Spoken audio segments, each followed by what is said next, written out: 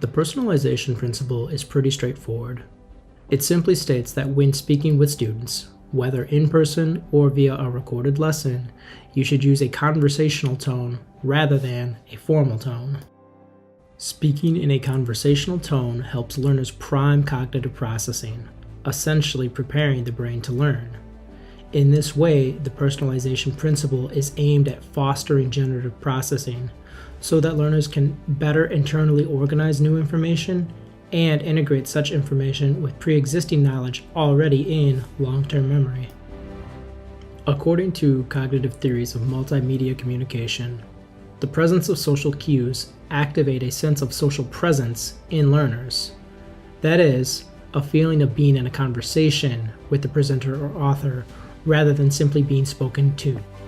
Such feelings of presence cause the learner to engage in deeper cognitive processing during learning.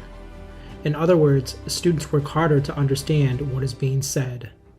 Consequently, students are more likely to persist in the learning process, meaning they are more likely to effectively internally organize the presented information and more likely to integrate that information into long-term memory. There is indeed evidence to support the personalization principle, such as a study conducted by Moreno and Mayer that examined how formal wording versus more personal wording impacted the correctness of student responses in a post-transfer test. As you can see on the screen, the wording for each version of their study, the formal on the left and the more personalized version on the right, effectively communicate the same information about a program students engaged with. Moreno and Mayer found that in 5 out of 5 studies, students who learned with the personalized text performed better on a subsequent transfer test than students who learned from the more formal text.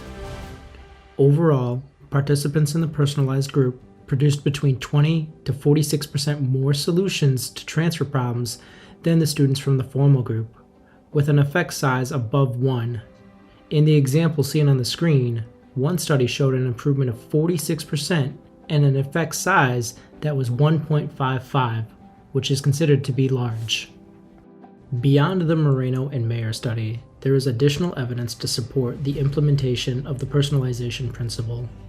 Such studies include a 2004 study by Mayer, Fennell, Farmer, and Campbell, as well as a 2010 study by Gunizzi, Cartel.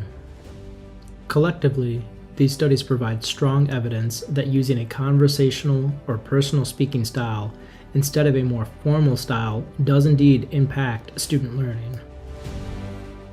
We have nearly arrived at the end of our cognitive load video series. In our final video of the series, we will explore 2 related principles, the pre-training and segmenting principles, both of which aim to manage learners' essential processing during learning.